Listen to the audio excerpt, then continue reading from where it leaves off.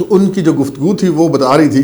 کہ سب اچھا نہیں ہے، معاملات بہت زیادہ خراب ہو چکے. صداقت و امانت سے لے کر منی کی بدنامی کا سفر جو ہے وہ پاکستان تحریک انصاف کی حکومت نے بہت تیزی کے ساتھ طے کیا. حکومت کے جو اور وزراء بھی ایسے بیانات دیتے تھے وہ سارے دھڑام سے گرا دیے. خود وزیر اعظم عمران خان صاحب نے باہر سے اتنے ارب ڈالر لے آئیں گے تو اتنے ارب ڈالر لے آئیں گے، تو مرزا شہزاد اکبر صاحب بھی پتلی گلی سے نکل گئے.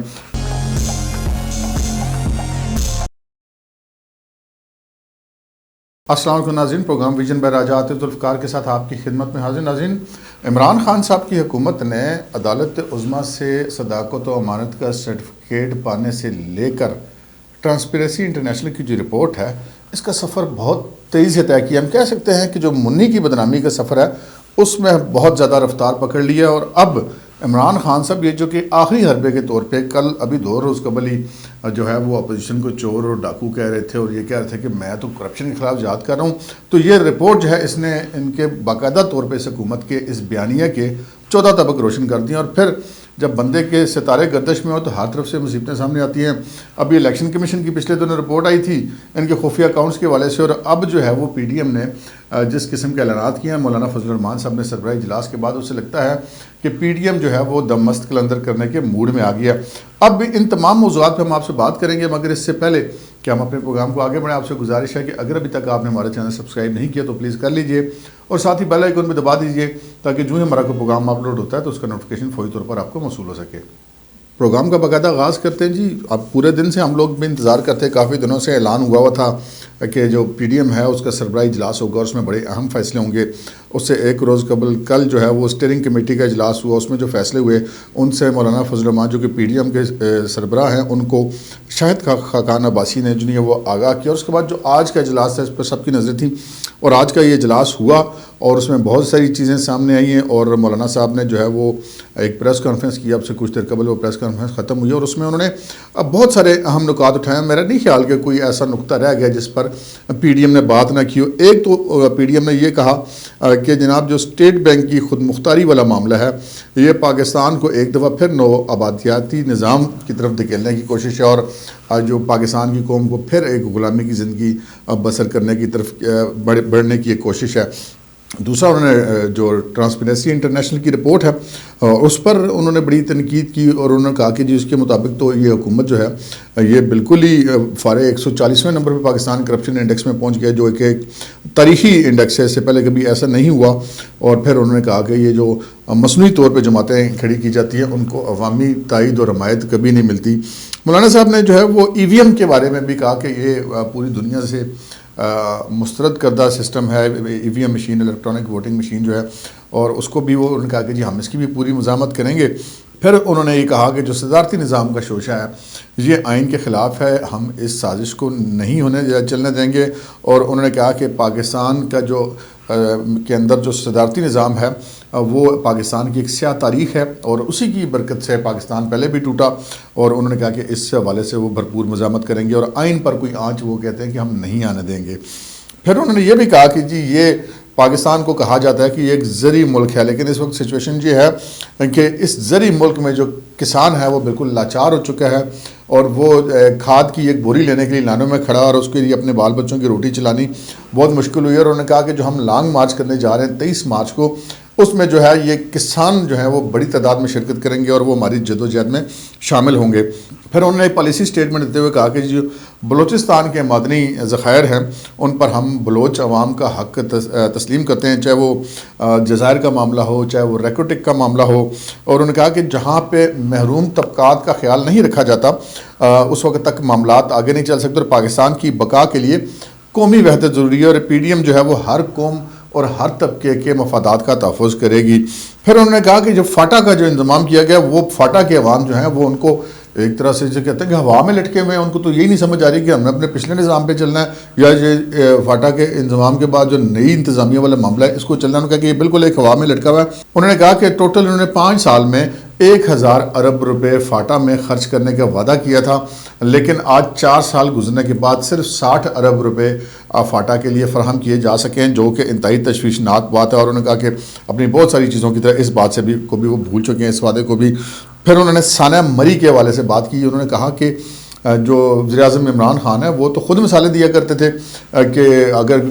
بیرون ملک تو اگر کوئی کشتی بھی ڈوب جاتی ہے تو وزیر اعظم مستعفی ہو جاتا ہے. تو انہوں نے کہا یہاں پہ تو اتنی انسانی جانیں گئی. ان کا یہی مری تھا, یہی موسم تھا, یہی شدت تھی. لیکن پہلے بھی جو معاملات تھے وہ چلتے تھے, کبھی اس طرح کے واقعات نہیں آتے تھے. اور انہوں نے کہا کہ اس کی تمام تر نالائکی کی جو ذمہ داری عائد ہوتی ہے وہ وزیر اعظم عمران خان صاحب پر اور وزیر اعلیٰ پنجاب عثمان بزدار پر عائد ہوتی ہے. اور انہوں نے یہ مطالبہ کیا کہ یہ دونوں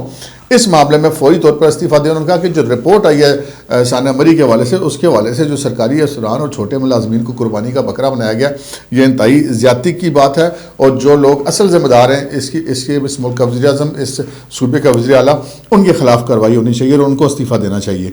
اس کے علاوہ جو انہوں نے بات کی وہ الیکشن کمیشن کی طرف آئے. اور الیکشن کمیشن کو انہوں نے کہا کہ جی اس ملک کے اندر اگر کوئی شخص ایک وصول نہ ہونے والی تنخواہ لیتا ہے تو ایک آپ بہت بڑا جو ہے وہ عدالتیں ایک نظام بناتی ہیں کہ جی وہ پھر اس بندے کو انہوں نے نااہل بھی کیا گیا, سیاست سے بھی نکالا گیا اور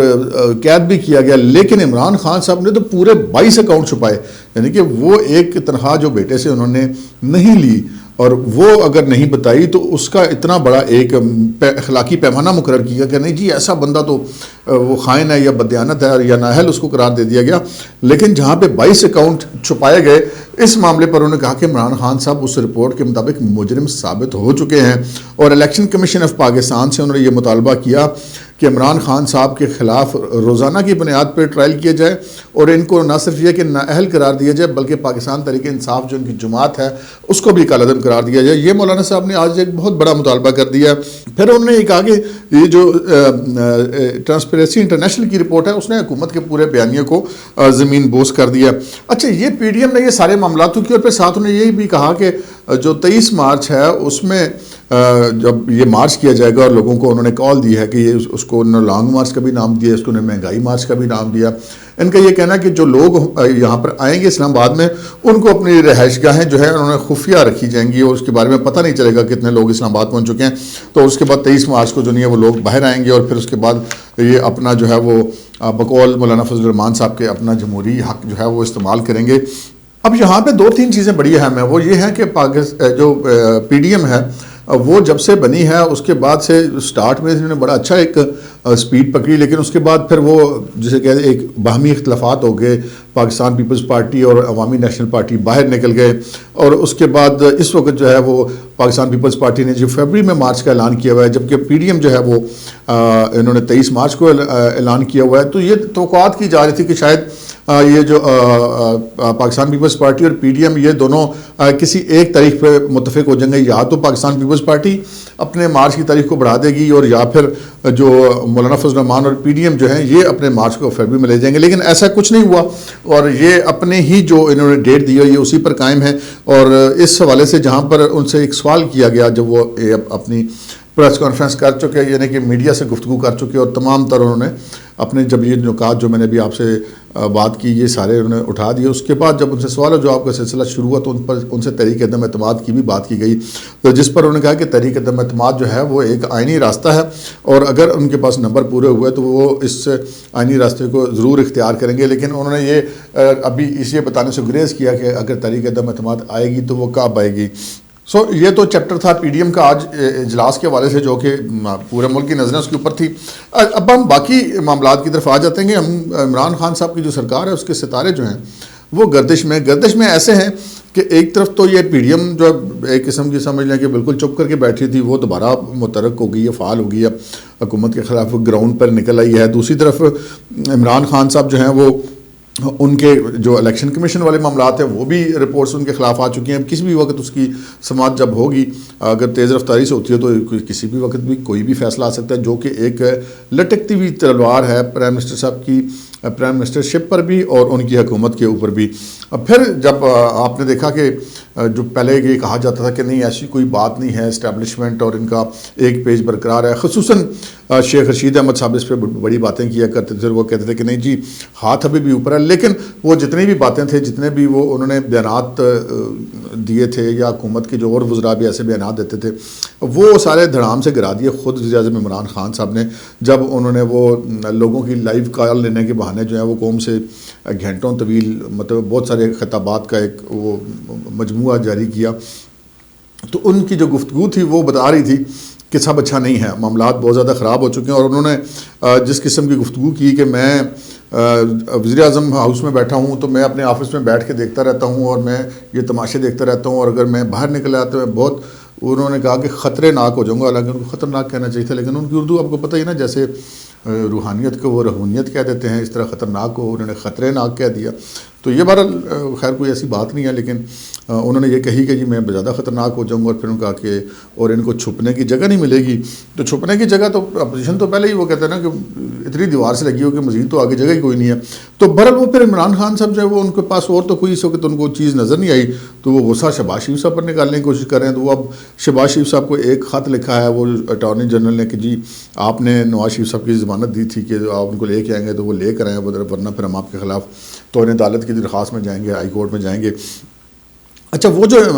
شہباز شریف صاحب نے ضمانت دی تھی وہ بڑی دلچسپ اس کی جو تحریر ہے، اس میں ایک تو یہ کہا گیا تھا کہ جی یہ 8 ہفتے کے لیے باہر جائیں گے، علاج کرائیں گے اور اس کے بعد واپس آ جائیں گے. پھر دوسرا جو آپشن تھا وہ یہ تھا کہ یا وہ اپنے ٹھیک ہونے تک وہ علاج کرائیں گے اور واپس آ جائیں گے. اور اب جو انہوں نے کہا ہے، جو خط لکھا اس میں کہا کہ آپ ان کی میڈیکل رپورٹ جمع کرائیں. اچھا، اس میں جو امپورٹنٹ چیز ہے وہ اس کے اوپر جو ہے وہ اٹارنی جنرل صاحب نے غالباً اس کے اوپر بات نہیں کی. اس میں امپورٹنٹ چیز یہ لکھی گئی تھی جب یہ شہباز شریف صاحب نے ضمانت دی تھی کہ اگر وہ یا پھر علاج مکمل کرا کے واپس آئیں گے، اور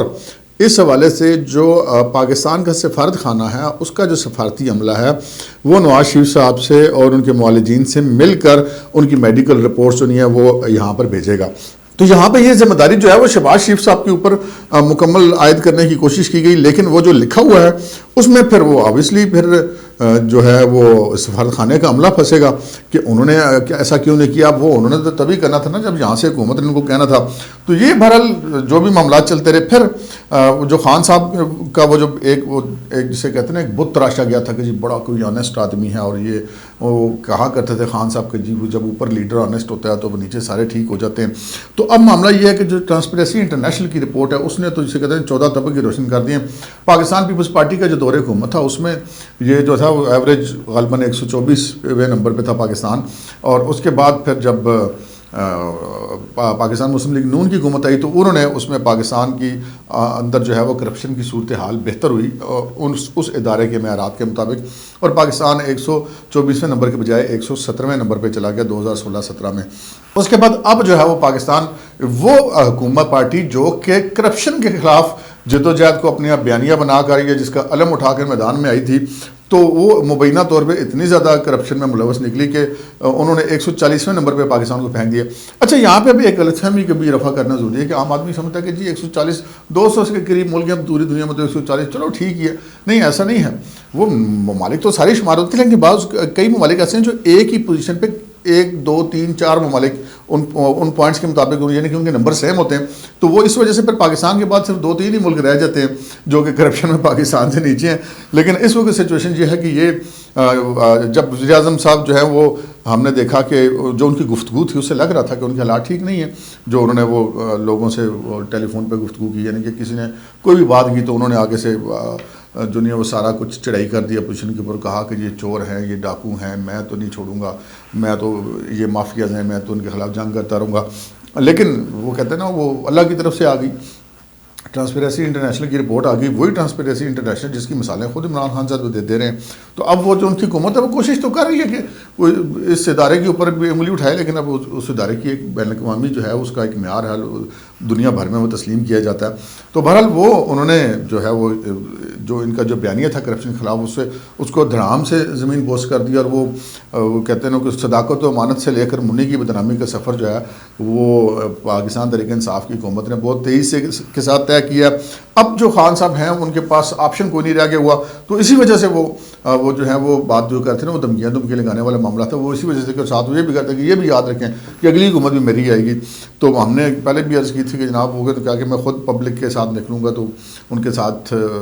میں بڑا خطرناک ہو جاؤں گا. تو ہم نے بھی عرض کی تھی کہ جی وہ پبلک میں اب وہ پہلے والے حالات نہیں رہے، نہ ہی نکلیں تو بہتر ہے. تو یہی بات آج جب مولانا فضل الرحمان صاحب سے کی گئی تو انہوں نے بھی اسی بات کو آگے یہی بات انہوں نے کہی کہ جناب یہ عوام کے سامنے جب جائیں گے تو لوگوں یہ عوام کے مجرم ہیں بقول پی ڈی ایم کے، کہ وہ جب عوام کے سامنے جائیں گے تو عوام کو پتہ ہے کہ انہوں نے اپنے مجرم کے ساتھ کیسے ٹریٹ کرنا ہے. تو سچویشن یہ ہے کہ پاکستان کے اندر اس وقت جتنے بھی معاملات ہیں وہ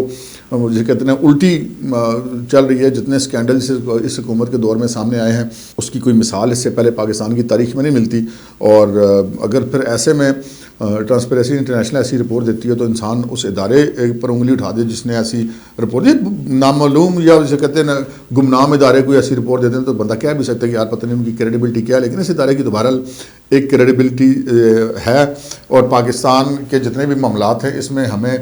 بجائے اس کے کہ ہم اپنے لوگوں پر جو آپ کے خلاف حوالے سے رپورٹ دے رہے ہیں ان کے اوپر انگلیاں اٹھائیں, بہتر یا کہ ہم بحیثیت قوم بھی اور حکمران بھی اپوزیشن بھی تمام لوگ ہم اپنے گربان میں جھانکیں کہ ہمیں اس جو وہ گرداب جو کرپشن کا گرداب جو